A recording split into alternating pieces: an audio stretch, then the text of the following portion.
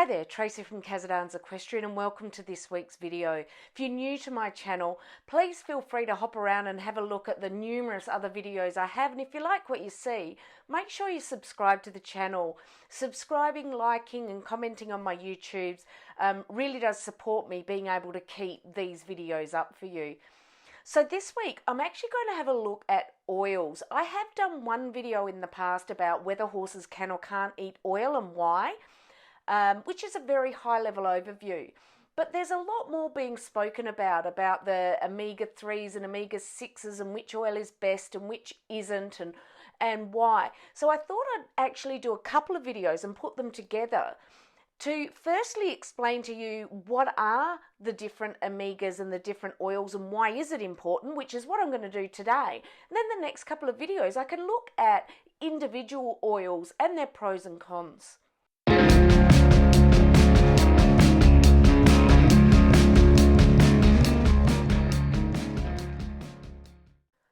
Okay, so first up, if you haven't seen my broad brush overview on horses eating oils, please look so. There should be a link up here somewhere at this point. Have a look at that as well. But we often use fats in a horse's diet, mainly due to the energy density. So you're able to get a lot of calories and a lot of energy through a small amount of food. So this can be particularly beneficial to hard doers, high-level athletes, etc. Even senior horses can get quite a benefit from this, and you'll see why a bit later, but certainly that energy density is important. So there are many other potential benefits from feeding horses oils other than a simple weight gain or simple energy addition. Fats are needed in the horse's diet, and one of the main reasons they're actually needed is they help transport the fat-soluble vitamins. Fat-soluble vitamins that are carried are A, D, E and K. So omegas are actually groups of fatty acids that the horses require. Some of these they can actually produce on their own given the right inputs, and some of them they need to have come from their diet, and these are the essential fatty acids. So the common omega groups are 3, 6 and 9 that you will hear people talking about. Why are they called 3, 6 and 9 and what's the difference between them?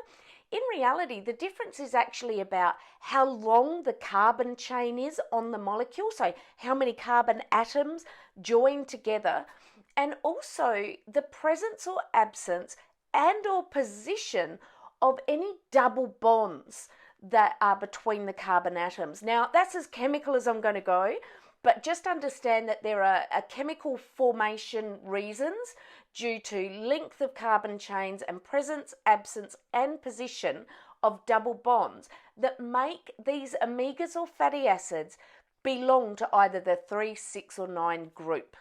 One of the important things is that mammals are actually unable to synthesize omega-3s and omega-6s. The reason that they can't synthesize them is we, as mammals, actually lack the enzyme that enables us to incorporate a double bond into fatty acids.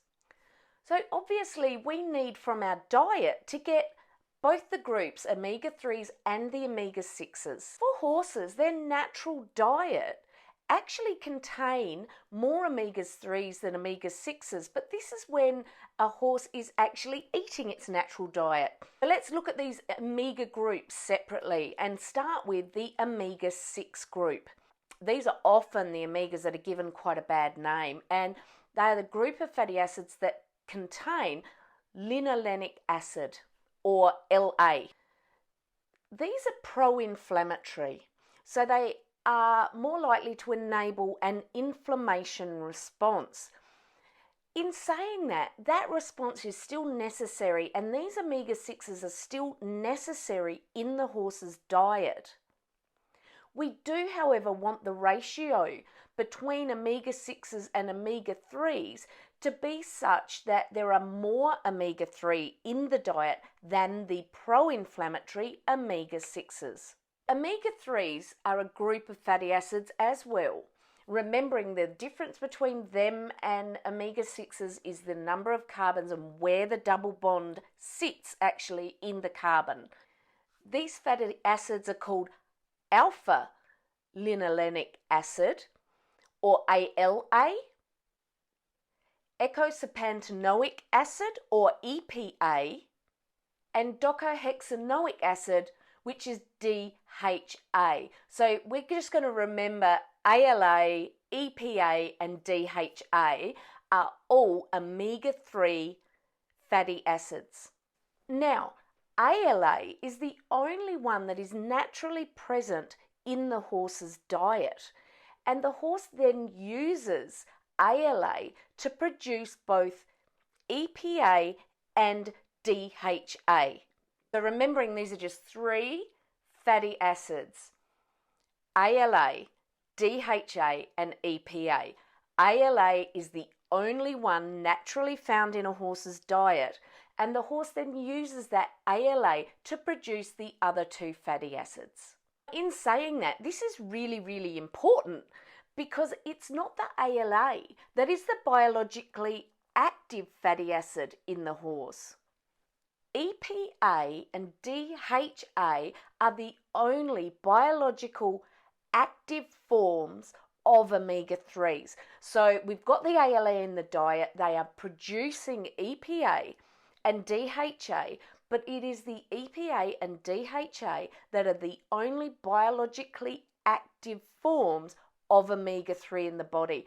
And when I say biologically active, what do I actually mean with that? And what do these compounds do? So the omegas are in our cell membranes, and anybody who's done any high school biology understands how important the composition of this cell membrane is. There's signalers on it, there are receptors on it, and the cell membrane decides what can come in and out of cell. It's a very, very important part of the body and the metabolism. So what is important about the omega-3s versus omega-6s is that there is actually more of the active omega-3 available to the animal to be able to put into the cell membrane, so that there are more omega-3s than omega-6s. This is why the ratio is so very important. We want more omega-3 and less omega-6s in our cell membrane, although both are necessary. And let me explain a bit more why. With more of the omega-3 in the cell membrane, this reduces the production of what I'm going to call a signaling molecule. That signaling molecule represents the signal for an inflammatory response.